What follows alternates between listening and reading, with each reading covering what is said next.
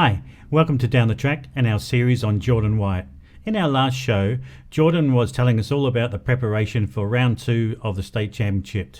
That was just happened now. Let's go to Jordan and find out exactly what happened, the good and the bad, at round 2 of the WA state championship. Hey Jordan, how you going? I'm good, Bruce. So Jordan, tell us about the championship. Leading into round 2, you were coming first in the 400cc production championship. After round 2, you've dropped back to second. Well, what happened at round 2 at Wanneroo Raceway? So for the 400 in the production class, it started off really well, actually. Practices felt good, felt smooth, bike felt really good. And in the second practice, I put in a PB time and I was really pleased with myself. But during the second practice, we did unearth the issue where the front brake rotor got so hot that it actually warped, and effectively I lost all braking once I'd got back into the pits, which is obviously not ideal. So yeah, we switched it out thanks to the GoMoto Store team and Dad putting in the hard effort, switching brake systems and the brake rotor. And went out for race 1 with the new brake system, and it was a really good race, quite smooth, fast, and really close racing. And I managed to lower the lap record to a 66.3, which I was really pleased about. But however, when we got back in, the front brake rotor had warped again. However, we didn't have another brake rotor to swap on. And what did you do? What happened then? So after we didn't have another rotor to put back on, we basically had to retire the race bike. We couldn't do anything with it because the brakes were failing on it. So I had to put some dry tyres on the wet bike and try and salvage as many points as I could. Right, okay.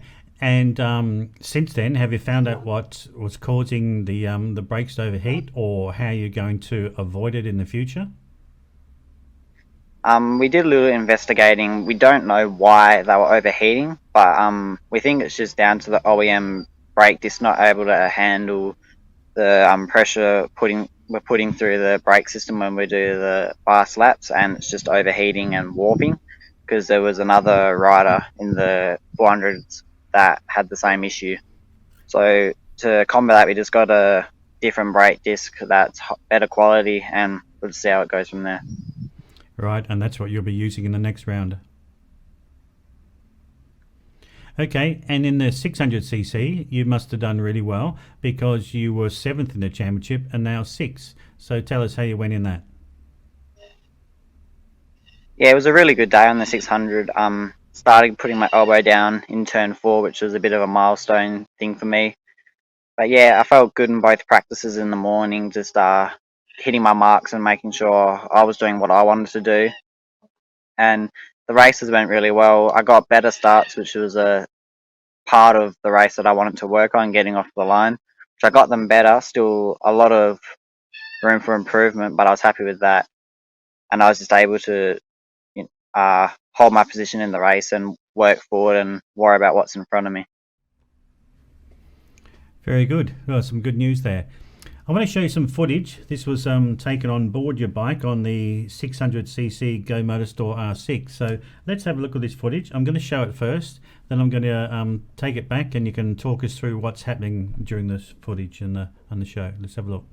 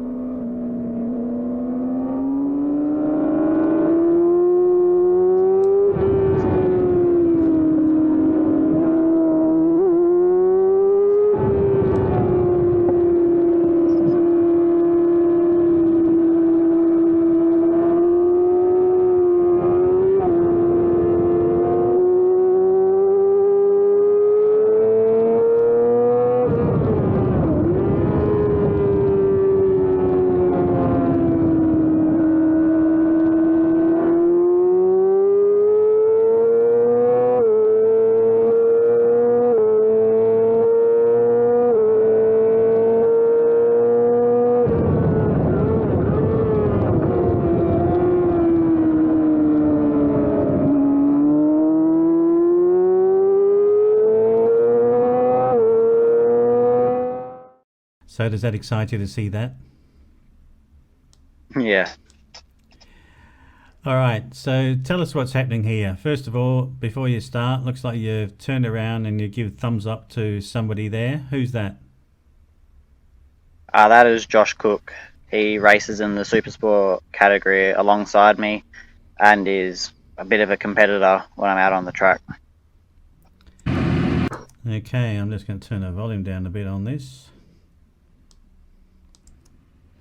So you're giving a thumbs up and looking over the other shoulder, I guess, to what? Check all the other riders have got into their position. Is that why you looked over the other shoulder?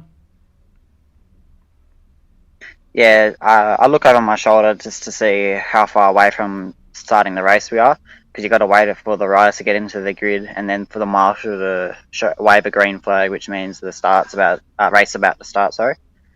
So I was just having a look to see how close to the race procedure we were, and from memory, when I looked back, she had waved the green flag, so that's why I turned around in a hurry and got ready. So when the green flag goes, how long do you have before the race starts? Green flag goes, and the marshal at the front of the grid puts up a flag and he walks off. So you got anywhere around 10 seconds, including the lights going off. Right. Okay. So take us through the rest of this. So now you've started. Were you happy with that start? It was a good start. It wasn't perfect, but it's room to improve always. And talk us through this. Going through turn 1, it's a bit of a bottleneck there with all the other riders. Same with the chicane here, you can get quite congested. It's the only real part of the track that you have to be cautious and brake early.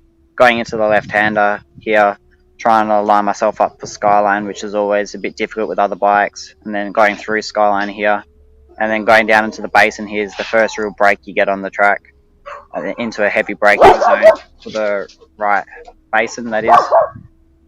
And going onto the longest straight of the track where you really get a chance to relax and think about if you want to make a move into turn 7, which is a good braking zone. And coming down here, only just click top gear, coming in. And yeah, onto another bit of a break of the track, which is the pit straight, which is another good passing opportunity. Wow, thanks for talking us through that. That's great. Sounds like the dogs in the background enjoyed it as well. So moving on to the next round. So that's June 5th at Collie. You must be looking forward to that. Yeah, I always look forward to race meets because I enjoy them, and I always look forward to the preparation that you put in, because it's always a good feeling when you can get everything ready in the way that you want to, because it gives you more confidence going into the round because you know you've done everything that you could do. And yeah, I'm looking forward to it, and it'll be a good weekend, and I'm hoping to bring home some good results. And how will you prepare? Do you have any track days lined up between now and then? So as far as preparation goes, on the bike, we do have a couple of track days lined up to get some track time down there, which are always helpful for dialing in the bike and dialing in yourself a little bit mentally, getting used to the track again. And as far as off the bike, I'm just going to keep to my fitness routine that I do with my workouts and doing football, and keep myself in the best possible shape that I can be for racing. All right. And anyone you'd like to thank, Jordan, before we close the show? First of all, I'd really like to thank Mum and Dad for letting me what I do. I know it's not easy for them, and they do a lot of work behind the scenes to make things happen, so I'd like to thank them. GoMoto Store for the help and support on race days. I wouldn't be here without them helping me and getting everything ready, and supplying me a bike even this year is like really, really great. Track Action Moto Ride Days for putting on events that I attend and use to dial in the bike and myself, and really fun. Of course, InView TV for the support and coming on board this year, and Speedfit Canning Vale for keeping me in good shape. Yeah, thank you to all those supporting partners, and all part of Jordan White Racing Team. So thank you for supporting them as much as you do. Thanks, Jordan. It's great to talk to you again. We're looking forward to talking to you before round 3, and then of course straight after round 3. See how it all went. Thanks for joining us on Down the Track on Review TV. We'll talk to you soon. Bye.